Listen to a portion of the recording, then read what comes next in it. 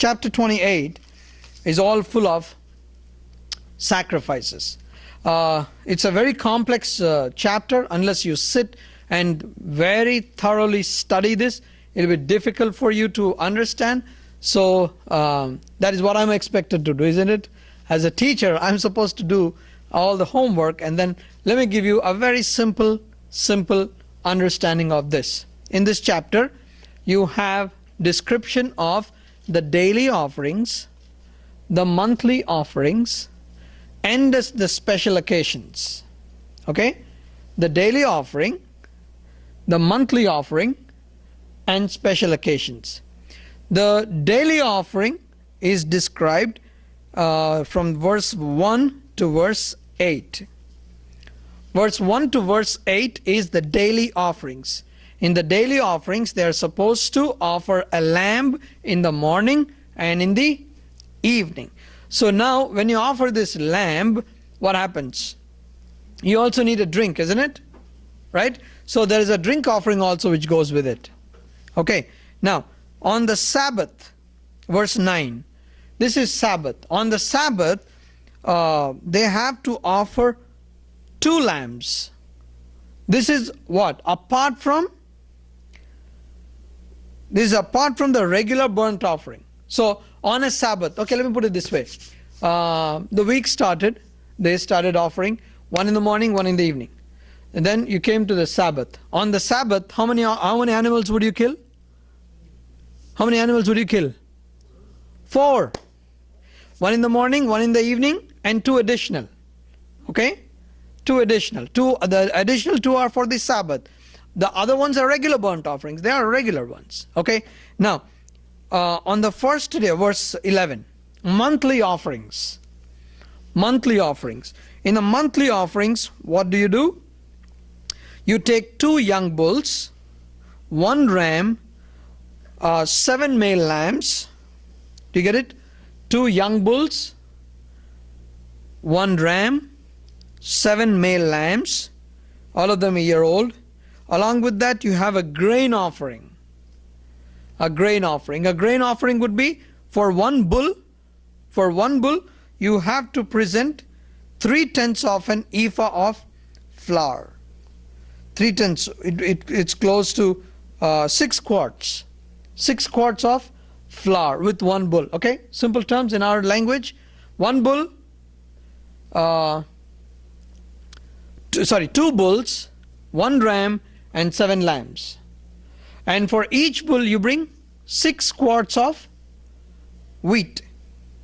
And then for each ram, okay, grain 2/10, 1/5 of an ephah.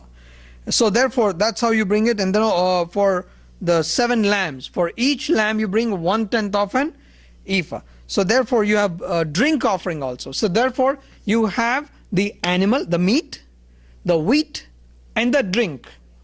You see how God is taking care of His children?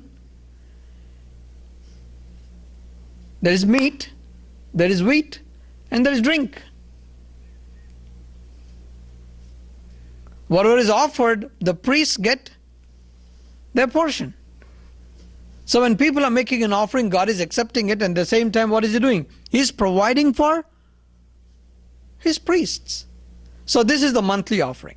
Now, verse 16, on the 14th day of the first month, 14th day, what do?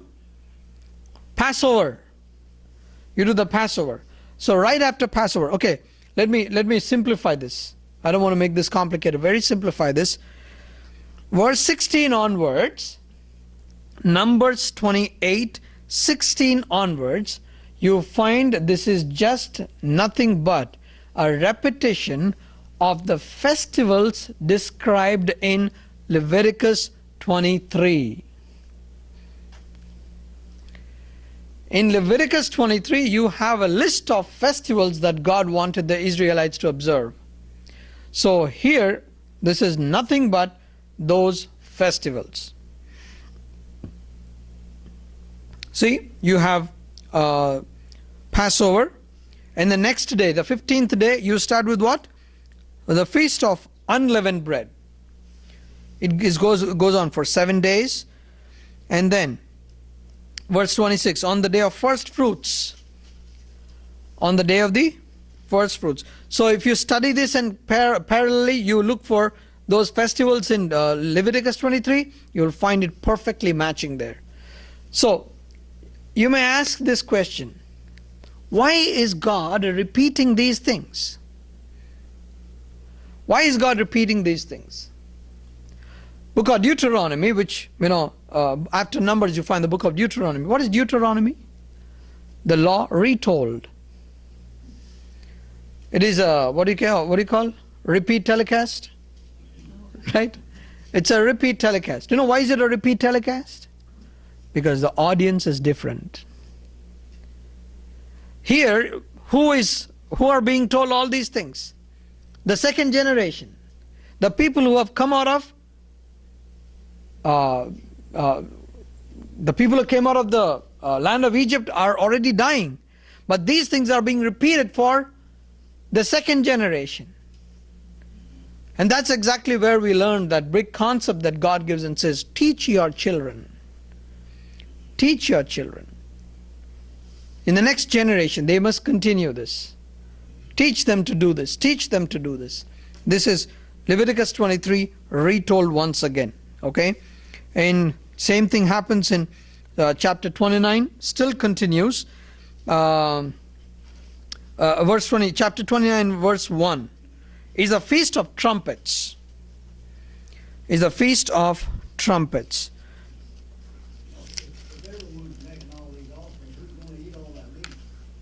Okay, that's a good question. It depends on, in book of Leviticus, when we did the sacrifices, offerings, this is what we discussed. I'll give you that chart. I made one chart. When you make an offering, for certain offerings, the priests get a portion, the offerer gets a portion. Sometimes offerer don't get any portion. Sometimes nobody gets any portion. It depends on the sacrifice. If it's a burnt offering, then the priest gets a sacrifice, a portion of it. There's something called a wave offering. Wave offering is you take the right thigh and the right breast, and then he waves it before God. The priest waves it before God. When he waves it before God, what does he do after that? He can take it home and cook it. So that belongs to the priest now. So God was taking care of the priests and the Levites because they never had any portion. They never had any, didn't get even a land. No land, no possessions, no inheritance. So therefore their workplace was what? The tabernacle. That's what they were supposed to do. Art, I want to remind you what, when I wish I could show you a picture. You go fishing, right? You can easily catch one fish and cut it, easy. If you go hunting and you shoot a deer, can you handle the deer alone after it is dead? Can you? No. If you kill a bigger animal than, say, a deer, can you pick it up on your own, then bring it and then skin it and then cut it? And can you do that? You know how many people were needed to do that ministry there of offering sacrifice? It is a big bloodbath everywhere. So there are so many people involved in that ministry. Now, from morning till evening, so you're looking at 2 million people, and how many people would be committing sin on a daily basis? And when they bring the sacrifice, what do these priests have to do? Constantly offer sacrifices. Okay, when you constantly offer sacrifices, how do you get your pay? Hey, whatever you are doing is your work, and therefore you must be paid. So what did God say? From these offerings, I'll give you a portion. So therefore, that's how they were rewarded for whatever they did. So, on the 7th day, chapter 29, verse 1, this is the Feast of the Trumpets. Feast of the Trumpets. And then verse 7. This is after the Feast of Trumpets. You find on the 10th day of this 7th month. The 10th day of 7th month. Can somebody tell me what is this special day? 10th day of the 7th month. Leviticus chapter 16 is what? Leviticus chapter 16 is all about the Day of Atonement. What is the Day of Atonement? The only day when the high priest enters the most holy place. That is when? On the 10th day of the 7th month. It is in Hebrew called Yom Kippur. It's called Yom Kippur. So this you find in Numbers 29 and verse 7. What you find here is the Yom Kippur. And verse 12. Verse 12. Verse 12 is nothing but on the 15th day, on the 15th day of the 7th month, they have to hold a festival for how many days? For 7 days. And this festival, if you go back to Leviticus 23, is called the Feast of Tabernacles. In other words, in King James Version, it is called the Feast of Booths. People used to live in the booths and they used to celebrate that festival. Why? They remember, they're reminded that they're pilgrims on this earth. So, this had to happen how many days? 7 days. 7 days. Now see what God did. On the first day, see on the 7 days of feast, so on the first day of this feast, you know how many bulls they are supposed to offer? Look at verse 13. Numbers 29:13. Present an offering made by fire as an aroma pleasing to the Lord, a burnt offering of 13 young bulls. 13 young bulls. Second day, 12 young bulls. Apart from the other animals, okay? 12 young bulls, 2 rams and 14 male lambs. On the second day, verse 17. Verse 17, on the second day, prepare 12 young bulls, 2 rams and 14 lambs a year old. Then you go to the third day, verse 20. On the third day, 11 bulls, 2 rams, 14 male lambs. Verse 23, fourth day, 10 bulls, 2 rams, 14 male lambs. Verse 26, fifth day, 9 bulls, 2 rams, 14 male lambs. Verse 29, sixth day, 8 bulls, 2 rams, 14 male lambs. Verse 32, on the seventh day, prepare 7 bulls, 2 rams and 14 male lambs. So every day, the number of bulls kept coming down. It started with 13, 12, 11, 10, 9, 8, and then after you finish all this, on the last day, you offer how many bulls? 7 bulls. Verse 35, on the 8th day, hold an assembly. And verse 36 says, 1 bull, 1 ram and 7 male lambs. This is, in verse 32 you find, 7th day, prepare 7 bulls, 2 rams, 14 male lambs.